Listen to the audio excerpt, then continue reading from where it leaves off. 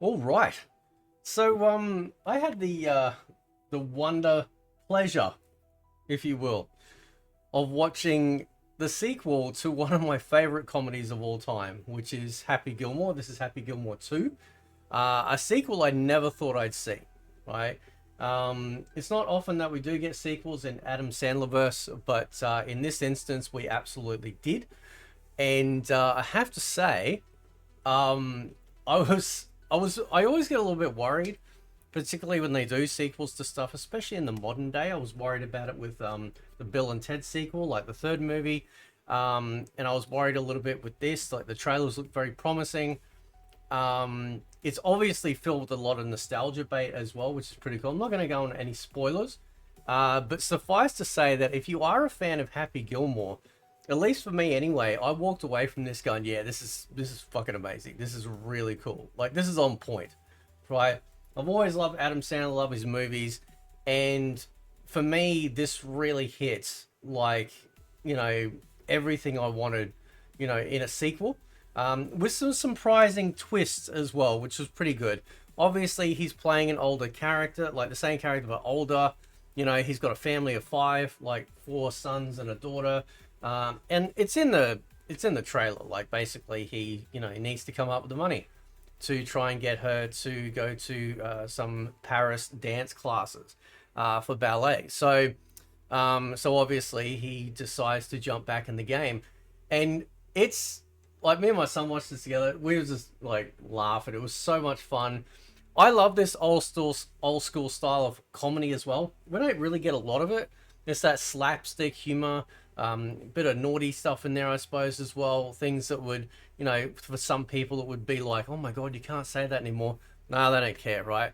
And they also got some great like throwbacks, like we got like Chubb's son here as well, which is cool. Um, and of course, there's a connection there. Again, I can't spoil it, but there is a connection there to a major sort of plot point as well. Um, but what I really liked is that they were just a great family.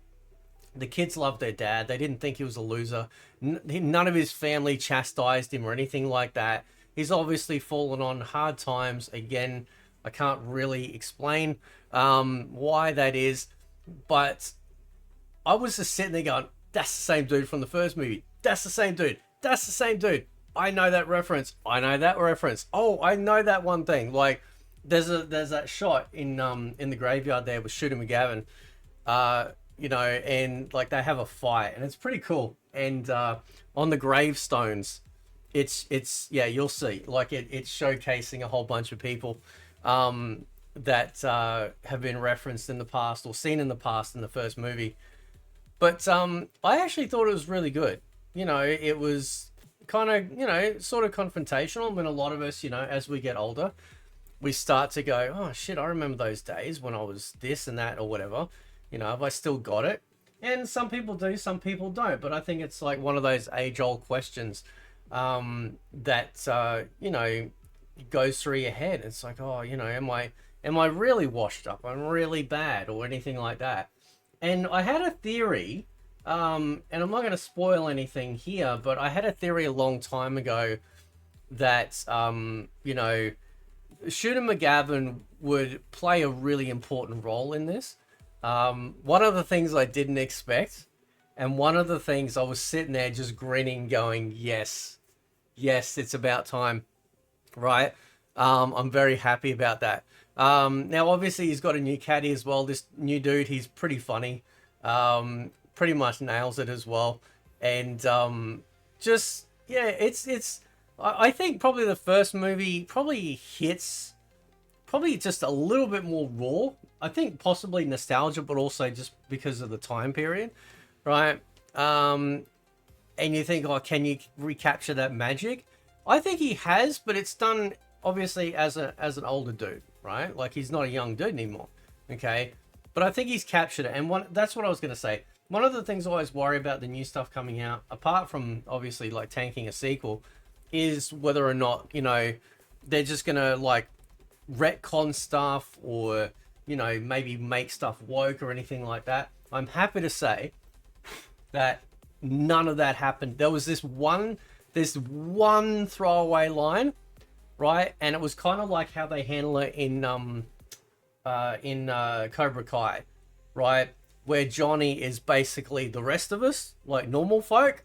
And when he comes across all of this weird woke rubbish, he's like, huh? And by his reaction, he's making fun of it.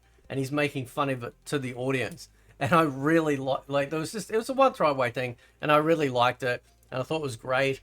It doesn't feel like there's any sort of like girl bossing going on, meaning like, Happy is an upstage by some just like Mary Sue type chick, anything like that. Like it is just, it really, really, really leans into family and being there together. And it is so fucking good to see. It is so good to see in this day and age. Soundtrack was pretty good as well. There was also some nice sort of like, you'll get some references and throwbacks in there, which is good. In case some people may have forgotten certain things. So that, yep, okay, cool. But I love it. I think it's really good. In fact, by the end of it, I was kind of wondering that whether or not they could do like a Happy Gilmore 3. Because I think this movie has also set an incredible foundation here. To possibly make a third movie and make it a trilogy, right? And when we got a Grown Ups 2, the Grown Ups 1 and 2 movies are fucking hilarious. Like, they're really funny. So, and I really like this. I mean, again, I'm a massive Happy Gilmore fan, right? Which is why I'm reviewing this. And so, I was so nervous about watching this, but by the end of it, I'm like, yeah, that was great.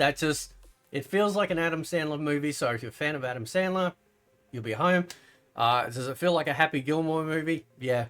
And there's some really cool stuff in there too. Like, like you'll either see sons or whatnot of certain older characters as well, which is cool.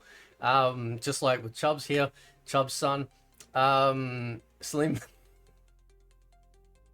Yeah, it's fine, right? So it is really, it's wholesome. Right, can we use that? I'm using that word, man. It just feels really wholesome. Like, really wholesome. And part of the story, it's not like a spoiler, is that essentially, like, golf has become under attack by Maxi, which is, like, trying to take golf and turn it into, like, a TikTok brain rot. We're going to get it done and fast and big lights and music and rock star type atmosphere. And it's threatening the game of golf. And so, yeah, that's kind of also a big thing, which again, I won't spoil, but it is pretty cool. And just to, yeah, there was some awesome moments in there for people to shine. It was great. And redemption as well for certain characters. And I think I think they really handled like love and lost really well, right? Really well in this. And it was just a lot of fun. I was just laughing, a big smile on my face.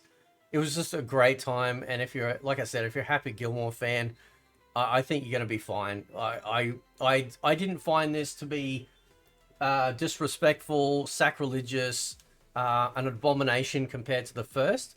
I think it was a really nice carry-on. Whether you watch the sequel or not, the first one can live in its own. The second one, okay, sure. Like, if you want to see what happens later on in life. And I can see why they probably took a while to get this script right. Because you want to make sure it absolutely does, But going back to it, what I really loved was the family aspect. They really focused on family being there for each other, and yeah, I thought it was great, man. I mean, I don't know if you guys have watched it yet, but I had a ball with it. It was really, really cool. Anyway, guys, I'll leave it there. Let me know what you think of Happy Gilmore 2. Good to see him back. Good to see Happy back. Go to your happy place. Catch you next time.